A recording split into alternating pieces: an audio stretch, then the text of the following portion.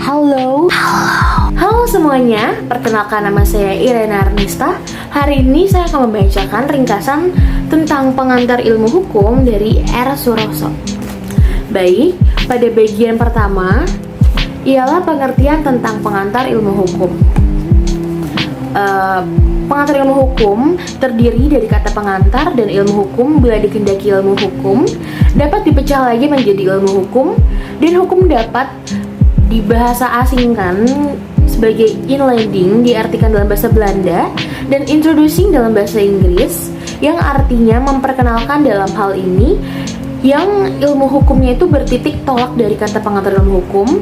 Inilah yang merupakan basis mata pelajaran dasar yang tidak boleh ditinggalkan oleh mereka yang mempelajari masalah-masalah dan cabang ilmu hukum. Kemudian ada pengertian dari segi ilmu hukum nih teman-teman. Yang pertama ada cross, memberikan definisi hukum adalah pengetahuan yang mempelajari hukum dalam segala bentuk dan manifestasinya. Yang kedua ada jurisprudence, yaitu ilmu hukum yang dikenal dengan nama jus atau juri, yang artinya hukum atau hak prudence, yang berarti melihat ke depan untuk mempunyai keahlian dan berarti. Kemudian yang ketiga ada jurzon, yaitu ilmu hukum adalah suatu ilmu pengetahuan yang mencangkup dan membicarakan segala hal yang berhubungan dengan hukum menurut Satjo Raharjo tahun 1982. Dalam bahasa Inggris disebut jurisprudence. Ilmu hukum tidak hanya membicarakan mengenai peraturan perundang-undangan, tetapi juga filsafatnya nih teman-teman, perkembangannya dan masa lalunya sampai sekarang, atau lebih singkatnya sejarah, yang dimana ilmu hukum tidak mempersoalkan suatu tatanan negara, tetapi bagaimana ia mengatur. Dengan demikian adalah hukum adalah suatu fenomena dalam kehidupan manusia yang bisa diatur di mana saja dan kapan saja. Dengan demikian, hukum dapat dilihat sebagai fenomena yang universal dan bukan lagi lokal, tetapi lebih luas cakupannya dan regional menurut Subjukto Raharjo tahun 1983. Kemudian ada Dr. Purbari Purbaskara dan Surjono Soekarto. Ada beberapa ilmu atau suatu kaidah hukum. Yang pertama ada ilmu tentang kaidah atau Normenwissenschafts atau Solvenwissenschafts, yaitu ilmu yang menjelajahi hukum sebagai suatu kaidah atau sistem dengan dogmatik hukum dan sistematiknya. Yang kedua ada ilmu pengertian, yaitu ilmu tentang pengertian mengenai pokok dalam hukum seperti aspek hukum, hak dan kewajiban, peristiwa hukum, hukuman hukum, dan objek hukum. Kemudian yang ketiga ada ilmu tentang kenyataan atau Tatsakanwissenschaft atau Seinwissenschaft, yang menyoroti keperilakuan sikap tindak yang mencakup sosiologi hukum, antropologi, hukum psikologi, hukum perbandingan hukum, dan sejarah hukum. Kemudian ada ilmu pengetahuan hukum juga disebut sebagai ilmu yang dipelajari bukan hanya kaidah-kaidah, akan tetapi diajari pula bagaimana perilakunya kaidah tersebut. Kemudian ada demikian pula ada yang mengatakan hukum ilmu pengetahuan hukum adalah suatu ilmu yang berusaha menjelaskan tentang keadaan serta inti dalam maksud tujuan dari bagian-bagian penting dari hukum. Kemudian ada dari uraian di atas dapat dikatakan secara singkat bahwa hukum adalah suatu pengetahuan yang objektif dan hukum itu sendiri, khusus yang mengajarkan perihal bagaimana segala untuk manifestasinya dalam ilmu kaidah. Ada cabang-cabang ilmu hukum yang termasuk ilmu hukum. Beberapa penulis terkenal memberikan pandangan-pandangan terhadap hukum. Inilah bagian-bagian dari ilmu hukum menurut mereka sebagai berikut. Menurut Giovanni Apeldoorn berpendapat bahwa ilmu hukum terbagi menjadi 3, yakni sejarah. Kemudian ada W. L. Gilmel, yaitu ilmu positif, ilmu sosial, ilmu perbandingan, dan sejarahnya. Kemudian ada J. B. H. Belfort, pembagian ilmu hukum menjadi dogmatik, sejarahnya, perbandingan politik, serta ajaran hukum umum. Kemudian ada Prof. Lee Owen Hock SH berpendapat bahwa bagian ilmu hukum terdiri dari ilmu hukum yang positif, sosiologi, sejarah, perbandingan, serta ilmu hukum di dogmatik atau ilmu hukum sistematik. Kemudian aku akan membahas bab 3, yaitu mengenai peran dan fungsi pengantaran ilmu hukum. Yang pertama tuh memberikan introduction atau memperkenalkan segala masalah yang berhubungan dengan hukum. Kemudian berusaha untuk menjelaskan tentang keadaan, inti maksud dan tujuan dari bagian-bagian yang penting daripada hukum, serta bertalian antara berbagai bagian tersebut dengan ilmu pengetahuan hukum. Kemudian ada memperkenalkan ilmu hukum, yaitu pengetahuan yang mempelajari segala seluk-beluk daripada hukum dalam segala bentuk dan manifestasinya nih teman-teman. Kemudian ada yang merupakan dasar dalam rangka studi hukum. Tanpa memahami pengantar ilmu hukum secara tuntas dan sesama, tidak akan dapat diperoleh pengertian yang baik tentang berbagai cabang ilmu hukum. Dengan demikian sudah tepatlah apabila pengantar ilmu hukum juga dinamakan basis level work atau mata kuliah dasar daripada pelajaran hukum. Kemudian yang terakhir ada mengkualifikasikan mata pelajaran pendahuluan pembukaan ke arah ilmu pengetahuan hukum pada tingkat persiapan. Kemudian ada bukti-bukti pentingnya peran dan fungsi pengantar ilmu hukum ya teman-teman. Yang pertama itu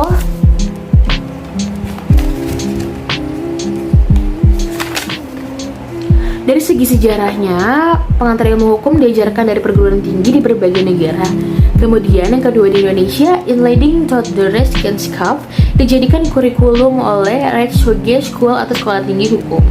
Kemudian yang ketiga, pada waktu Universitas Gadjah Mada berdiri pada tanggal 3 Maret 1946, untuk pertama kalinya dipergunakan istilah pengantar ilmu hukum yang merupakan terjemahan dari Inlead in Taught the Rechtswissenschaft. Kemudian yang keempat, adanya suatu keputusan Menteri Pendidikan dan Kebudayaan tanggal 30 Desember 1973. Kemudian ada menurut keputusan kooperatif, pengantar ilmu hukum merupakan mata kuliah ujian negara. Kemudian yang keenam ada pengantar rangka sistem kredit semester SKS atau mata kuliah pengantar ilmu hukum yang memiliki bobot SKS itu 4 nih teman-teman. Kemudian ada bab 4. Aku akan membahas bab 4 tentang kedudukan PIH di antara ilmu sosial lainnya. Yang pertama itu tujuan dari segi ilmu sosial. Pengantar ilmu hukum adalah suatu mata pelajaran yang merupakan pengantar ke arah ilmu hukum sendiri. Ilmu hukum ini termasuk ilmu sosial yang objek penyelidikannya adalah tingkah laku manusia dan masyarakat dalam berbagai bentuknya dipelajari oleh ilmu hukum juga masalah manusia. Kemudian ditinjau dari segi disiplin hukum ada beberapa bagian, yakni definisi filsafat, yaitu ilmu pengetahuan yang mempelajari pertanyaan-pertanyaan mendasar landasan hukum atau tentang hakikat hukum. Politik hukum, yaitu disiplin hukum yang mengkhususkan diri pada usaha menetapkan hukum dengan mencapai tujuan yang diciptakan masyarakat tertentu. Dalam hal ini masyarakat teratur selalu memiliki tujuan untuk kesejahteraannya rakyat, dan politik hukum itulah hakikat yang merupakan saranan untuk mencapai tujuan hukum tersebut. Kemudian aku akan membahas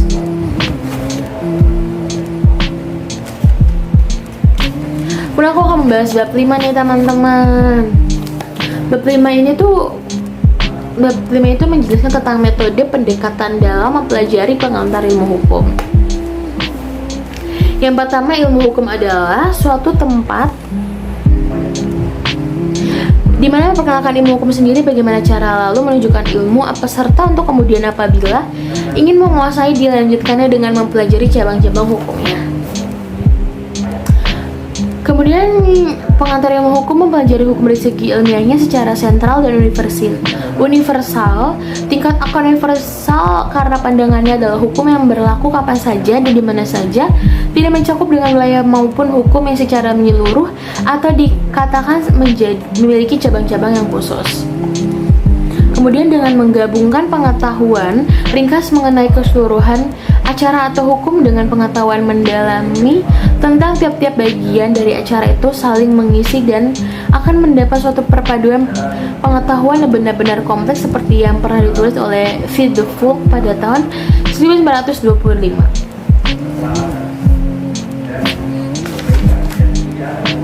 Kemudian dari segi belajar tentang pengantar ilmu hukum berjalan dengan syarat maupun kurang menarik karena yang dibicarakan adalah ilmu hukum secara global dan jadi ditemui hukum seperti pidana atau perdata dan sebagainya. Kemudian aku akan membahas bab 6, yaitu mengenai persyaratan sebagai dosen pengantar ilmu hukum. Yang pertama itu kalau ditinjau dari segi peran atau fungsinya nih teman-teman, pengantar ilmu hukum meluasnya ruang cukup pengantar ilmu hukum serta diperlukannya pendekatan secara khusus. Maka untuk menjadi dosen pengantar ilmu hukum diperlukan persyaratan khusus juga nih teman-teman, seperti menurut Profesor Dr. Ahmad Sanusi dalam bukunya Pengantar Ilmu Hukum dapat dilihat dari segi yang memerlukan pendekatan secara khusus bagi dosen pengantar ilmu hukum harus memenuhi syarat-syarat tersendiri. Yang pertama itu harus menguasai bahan-bahan, baik bahan yang menjadi keseluruhan pembahasan pelajaran PIH maupun pengetahuan lain yang mendukung PIH. Kemudian memahami syarat-syarat pedagogis ya, atau mempunyai kemampuan untuk menarik serta membangkitkan semangat masyarakat, mampu berani mempopulerkan acara kuliahnya, terus memberi petunjuk kepada mahasiswa agar para mahasiswa dapat belajar menurut caranya sendiri. Kemudian ada menurut Direktur Pendidikan Tinggi Departemen Pendidikan dan Kebudayaan, dia juga memberikan syarat-syarat nih teman-teman, seperti yang pertama, pemberian pelajaran PIH itu jangan sampai merupakan pemberian pelajaran filsafat hukum. Titik berat pelajaran hendaknya diletakkan pada bidang dogmatik hukum. Bentar teman-teman, aku balik dulu. Yang meliputi kaidah-kaidah dan pengertian-pengertian.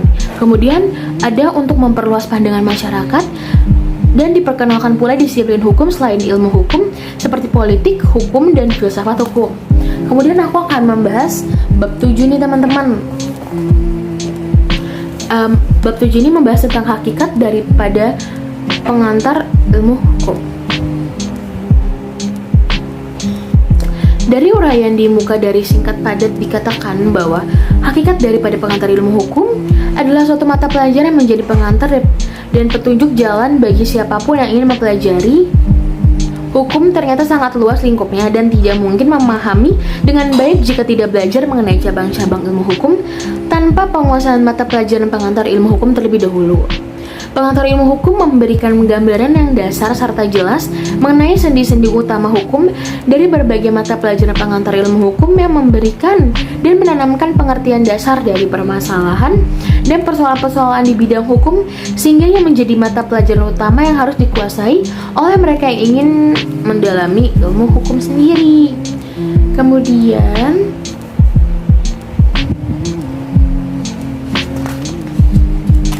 Kemudian teman-teman, aku akan membacakan bab 8 nih teman-teman.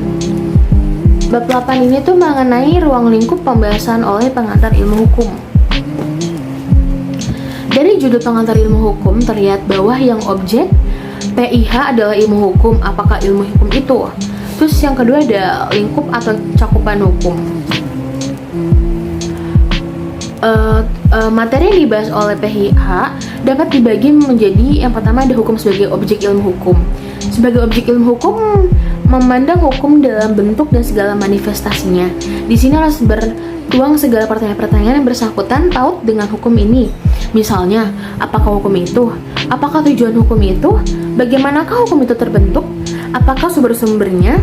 Bagaimanakah sistem dan klasifikasinya?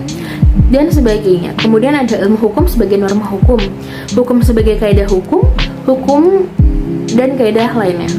Terus kemudian ada ilmu hukum sebagai ilmu pengetahuan yang merupakan A. subjek hukum, B. objek hukum, C. peristiwa hukum, D. perbuatan hukum, E. hubungan hukum, F. akibat hukum, G. masyarakat hukum. Kemudian ada ilmu hukum sebagai ilmu kenyataan, yaitu antropologi hukum, sosiologi hukum, sejarah hukum, psikologi hukum, perbandingan hukum. Kemudian teman-teman, aku akan membahas bagian 2 yang merupakan hukum sebagai objek ilmu hukum. Pengertian ilmu hukum tuh bagaimana sih ingin mempelajari tentang hukum, pasti timbul pertanyaan, apa ya hukum itu? Terus sebenarnya para sarjana telah lama mencari suatu batasan tentang hukum, tetapi belum ada yang dapat memberikan suatu batasan atau definisi yang tepat. Apabila ucapan tersebut dikaji memang terkandung kebenarannya karena A. Sampai sekarang para sarjana belum ada yang memberikan definisi yang sama, apakah mereka itu sarjana hukum dari luar maupun dari dalam negeri. Kemudian dalam memberikan definisi tentang hukum, para sarjana meninjau hukum dari segi yang berbeda-beda, seperti segi sejarah, sosial, ekonomi, filsafat, dan sebagainya. Hukum adalah gejala sosial yang selalu berubah-ubah mengikuti perkembangan yang ada di dalam masyarakat yang dipengaruhi oleh zamannya. Kemudian ada hukum yang merupakan pengaturan dan petunjukan dalam kehidupan masyarakat. Kemudian ada tujuan hukum. Yang pertama dari Dr. Warjono Projodikoro SH dalam bukunya Perbuatan Melanggar Hukum menyatakan bahwa tujuan hukum adalah mengadakan keselamatan, kebahagiaan, dan tata tertib dalam masyarakat. Kemudian ada kata Prof. Subekti SH dalam bukunya Dasar-Dasar Hukum dan Pengadilan. Prof. Subekti SH mengemukakan bahwa hukum itu mengabdi pada tujuan negara yang intinya ialah mendatangkan kemakmuran dan kebahagiaan rakyatnya. Kemudian ada C. Menurut Prof. Mr. Dr. L.J. Apeldoorn menyatakan bahwa tujuan hukum adalah mengatur tata tertib dalam masyarakat secara damai dan adil. Kemudian tentang keadilan. Keadilan distributif atau justita distributif. Keadilan distributif ialah suatu keadilan yang memberikan kepada setiap orang didasarkan atas jasa-jasa atau pembagian menurut haknya masing-masing. Kemudian ada keadilan kumulatif, merupakan suatu keadilan yang diterima oleh masing-masing anggota tanpa mempedulikan jasa masing-masing. Kemudian ada hukum yang ditaati orang. Ketaatan pada hukum terlepas daripada adanya sanksi secara syarat atau tidak. Yang pertama itu menurut Unchurch, pengantar dalam hukum Indonesia halaman 42, orang-orang menaati hukum karena bermacam-macam sebab. Seperti yang pertama ada karena orang merasakan bahwa peraturan-peraturan itu dirasakan sebagai hukum. Yang kedua karena ia harus menerimanya supaya ada rasa ketentraman. Yang ketiga karena masyarakat mengkehendakinya. Yang keempat ada karena adanya paksaan atau sanksi sosial. Kemudian ada hukum yang ditaati orang karena hukum itu bersifat memaksa. Makanya teman-teman nih kalau misalnya melakukan hukum tuh jangan karena terpaksa. Kemudian ada beberapa teori dan aliran yang menyebabkan mengapa hukum ditaati orang. Yang pertama itu ada ajaran hukum dalam Aristoteles. Karena Aristoteles ini berpendapat bahwa ada dua macam hukum, yaitu teman-teman. Yang pertama ada hukum yang berlaku karena penetapan penguasa negara, hukum yang tidak tergantung dari pandangan manusia. Kemudian ada ajaran hukum dalam Thomas Aquino bahwa hukum alam itu adanya dalam hukum abadi yang merupakan rasio ketuhanan lex eterna, yaitu menguasai seluruh dunia sebagai dasar atau landasan bagi timbulnya segala undang-undang atau berbagai peraturan hukum lainnya dan memberikan kekuatan mengikat pada masing-masing peraturan hukum tersebut. Kemudian ada hukum alam. Menurut Irks Naturalis itu berpendapat pula bahwa penciptaan prima merupakan norma-norma kehidupan yang tidak berlaku secara fundamental, tidak universal, tidak mutlak, berlaku bagi segala bangsa dan masa. Kemudian ada Principia Secundaria yang merupakan norma-norma kehidupan yang tidak fundamental, tidak universal, tidak mutlak, melainkan relatif, tergantung pada manusianya. Kemudian ada ajaran hukum alam Hugo de Groot atau Grotius yang merupakan pembawaan dari setiap manusia dan merupakan hasil pertimbangan dari akal manusia itu sendiri, karena dengan menggunakan akalnya manusia dapat memahami apa yang adil dan apa yang tidak adil, mana yang jujur dan mana yang tidak jujur. Kemudian ada ajaran hukum alam Rudolf Stamler mengatakan bahwa hukum alam itu berlaku di mana saja, kapan saja, bagi siapa saja, karena Rudolf Stamler berpendirian bahwa kebenaran hukum itu sendiri tergantung pada keadaan, waktu, dan tempat. Kemudian ada kodifikasi dan perkembangan hukum nih teman-teman. Yang pertama, kodifikasi hukum itu apa sih? Kodifikasi hukum itu merupakan pembukuan hukum dalam suatu himpunan undang-undang dalam materi yang sama. Kemudian kenapa ya hukum itu tumbuh kodifikasi? Karena untuk mengatasi tidak adanya kepastian hukum, maka Napoleon yang pada waktu itu berkuasa sebagai kaisar memerintahkan kepada Portalis agar disusun undang-undang nasional yang berlaku untuk seluruh negara Prancis. Portalis menyusun rancangan undang-undang yang dimaksud dengan mengambil hukum kebiasaan yang berlaku di Prancis sebagai hukum Jerman dan hukum Romawi. Kemudian ada perkembangan kodifikasi hukum nih teman-teman. Dengan adanya kode Cavil atau kode Napoleon, timbullah anggapan bahwa Seluruh permasalahan hukum sudah bertampung dalam suatu undang-undang nasional. Di luar undang-undang tidak ada hukum, undang-undang sudah lengkap dan sempurna serta mempunyai kekurangan-kekurangannya. Kemudian ada hukum hanya melaksanakan undang-undang yang berlaku di seluruh negara. Aliran-aliran hukum yang timbul kemudian, ajaran Freire-Richter, berwegung timbul pada tahun 1840 karena ajaran legisme dianggap tidak dapat memenuhi kebutuhan masyarakat. Dengan perkembangannya serta kemajuan masyarakat, kemajuan teknologi dan terus bertambah-tambahnya penduduk, masyarakat hukum yang baru timbul dan belum tertampang dalam undang-undang nasional yang sudah ada. Kemudian ada aliran Rechtsfinding. Setelah aliran hukum bebas dipergunakan oleh banyak negara, maka timbul aliran baru yang dinamakan Rechtsfinding atau penemuan hukum. Kalau aliran bebas bertolak pada hukum di luar undang-undang, maka aliran bebas bertolak pada hukum di luar undang-undang. Maka aliran Rechtsfinding mempergunakan undang-undang dan hukum di luar undang-undang.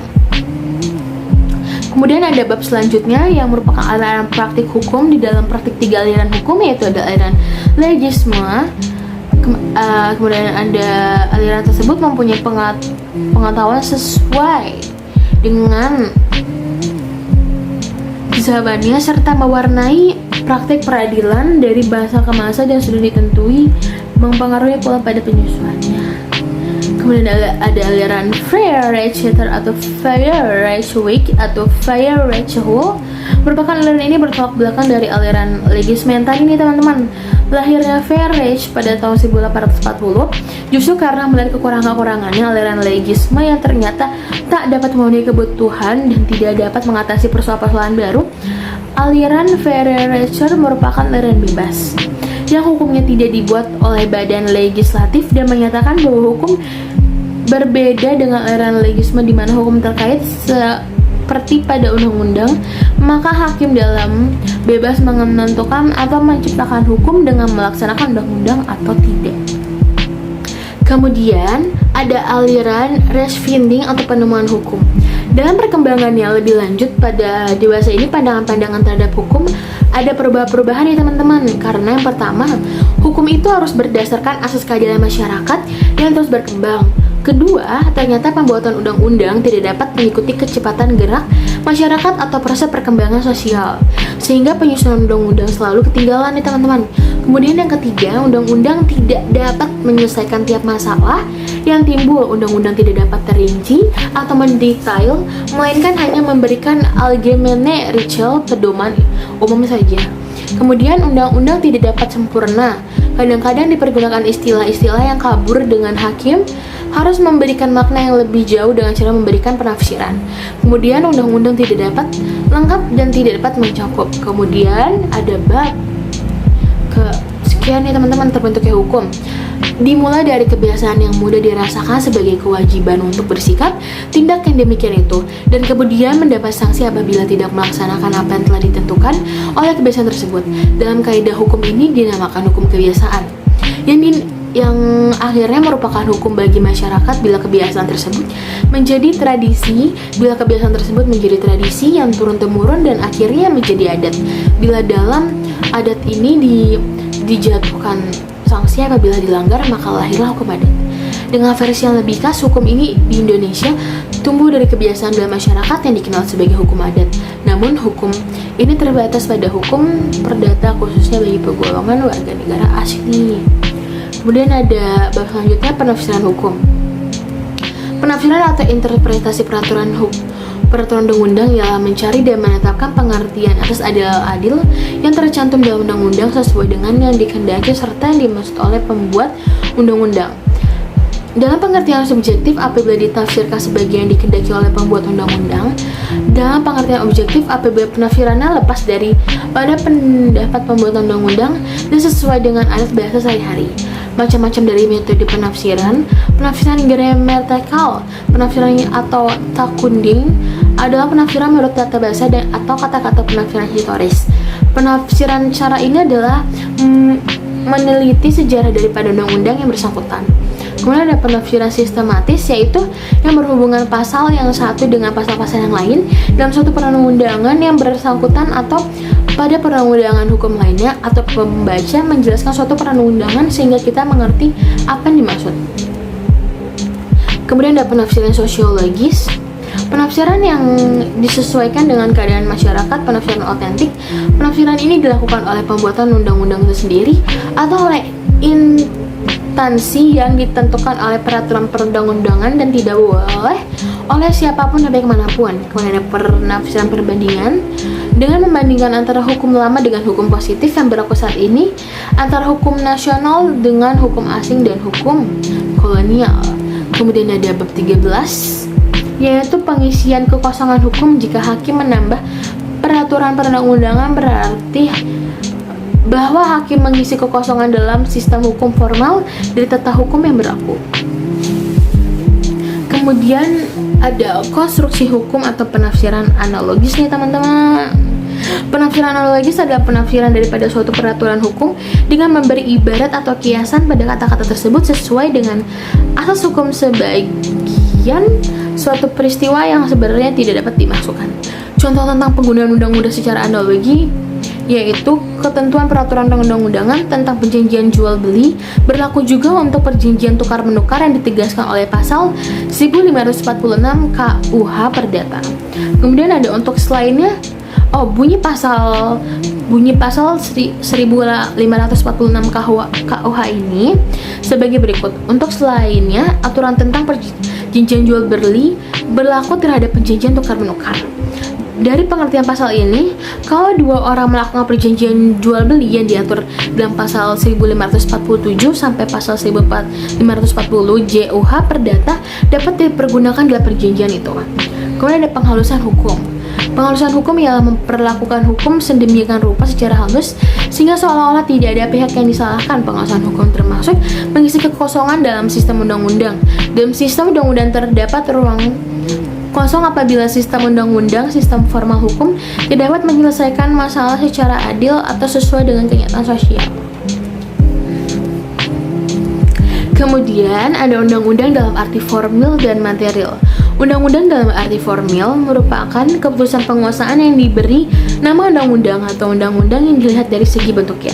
Di Indonesia, undang-undang dalam arti formil ditetapkan oleh Presiden dengan persetujuan DPR yang tertuang dalam Undang-Undang 1945 Pasal 5 Ayat 1. Kemudian yang kedua ada undang-undang dalam arti material.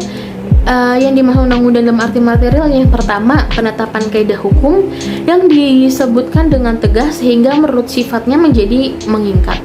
Kemudian yang kedua, semua peraturan perundang-undangan yang bersifat mengatur artinya berlaku untuk umum. Kemudian keputusan penguasaan yang dilihat dari segi isinya mempunyai kekuatan yang mengikat untuk hukum. Kemudian ada tata jenjang atau hierarki perundang-undangan. Kemudian banyaknya pertanyaan-pertanyaan seperti apa yang dimaksud dengan tata jenjang perundang-undangan? Tata jenjang perundang-undangan adalah urutan-urutan mengenai tingkat dan derajat daripada undang-undang yang bersangkutan dengan mengikat badan yang berwenang dan yang membuatnya dan masalah-masalah yang ditaruhnya. Hans Hawaski mengatakan bahwa perundangan mempunyai jenjang urutan hukum mulai dari atas sampai bawah, yaitu norma dasar undang-undang, hukum dasar tahap MPR, undang-undang, dan peraturan pelaksanaan undang-undang yang lebih rendah tingkatnya tidak boleh bertentangan dengan undang-undang yang lebih tinggi. Kemudian bagaimana derajat kedudukan Undang-Undang 1945? Yang pertama, dalam arti material, Undang-Undang 1945 mempunyai kedudukan tertinggi dibandingkan dengan undang-undang lainnya karena Undang-Undang 1945 memuat organisasi negara dari jaminan individu atau negara terdapat kewenangan negara. Kemudian dalam arti formil, Undang-Undang 1945 mempunyai derajat lebih tinggi daripada undang-undang lainnya karena dalam hal tertentu secara kausial tergantung pada Undang-Undang 1945 dan pada umumnya penyelenggaraan lebih lanjut diletakkan pada asas-asas dalam Undang-Undang 1945. Kemudian dari segi penyesilannya, UUD 1945 merupakan norma dasar dan sumber dari segala sumber hukum karena terdapat pembukaan Undang-Undang 1945 dan tidak dapat digolongkan ke dalam jenis peraturannya. Kemudian dari segi Undang-Undang 1945 sebagai hukum dasar yang tertulis dalam PAP MPR nomor XX Di mana letak tata jenjang TAP MPR beberapa peraturan termasuk peraturan dasar dan merupakan sumber hukum bagi peraturan perundang-undangan sebenarnya. Kemudian di mana letak tata jenjang undang-undang peraturan pemerintahan dan sebagainya itu, undang-undang peraturan pemerintahan penggantian undang-undang PRPU merupakan sumber segala sumber hukum dalam arti formil tingkat menengah, sedangkan peraturan pemerintah keputusan presiden KEPPRS, Menteri Dirjen Direktur, peraturan gubernur, bupati atau wali kota, dan selanjutnya termasuk peraturan pelaksanaan yang juga merupakan sumber hukum dalam arti formil yang berkedudukan lebih rendah. Bagaimana bentuk dan tata urutan perundangan di Indonesia? Setelah Indonesia merdeka, TAP MPR nomor XXMPR 1996 tentang Memorandum DPR GR mengenai sumber tertib Hukum Republik Indonesia dan tata urutan perundang-undangan Republik Indonesia. Urutannya yaitu yang pertama ada Undang-Undang Dasar 1945, yang kedua ketetapan MPR, yang ketiga ada Undang-Undang dan peraturan pemerintahan penggantian undang-undang, yang keempat ada peraturan pemerintahan, yang kelima ada keputusan presiden, keenam ada peraturan pelaksanaan dari peraturan menteri, direktur jenderal dan direktur, yang keenam ada peraturan daerah tingkat 1 dan peraturan pelaksanaan. Kemudian ada sebelum Indonesia merdeka, zaman Hindia Belanda, hierarki undang-undang dalam arti menteri pada waktu zaman Hindia Belanda seperti di bawah ini. Yang pertama ada wet, yaitu undang-undang dibuat oleh Raja Belanda dengan dibantu oleh Menteri Jajahan dengan mendengarkan Raad van State bersama-sama State General. Kemudian ada yang kedua ada Koninklijk Bevel atau KB, dibuat oleh Raja Belanda dengan dibantu oleh Menteri Jajahan dengan mendengarkan Raad van State. Kemudian ada Ordonantie dibuat oleh Gouverneur General dengan mendengarkan Ras van Naverlens ini bersama-sama dengan Volkers. Kemudian ada Regeringsverordening dibuat oleh Roger-General dengan Raad van Nassau ini sebagai peraturan pelaksanaan daripada WKB dan Ordinate. Kemudian hierarki perundang-undangan di negara Belanda. Perundang-undangan di negara Belanda sendiri terdiri atas ke bawah terdiri dari Grondwet Undang-Undang, Wet Undang-Undang, Algemene Maatregelen van Bestuur, Wetgeving Verordening, Gemeente Verordening, kekuatan dan kekuasaan berlaku undang-undang. Sekian ringkasan pembacaan buku Pengantaran Ilmu Hukum R. Suroso dari saya. Apabila ada kekurangannya mohon maaf. Terima kasih.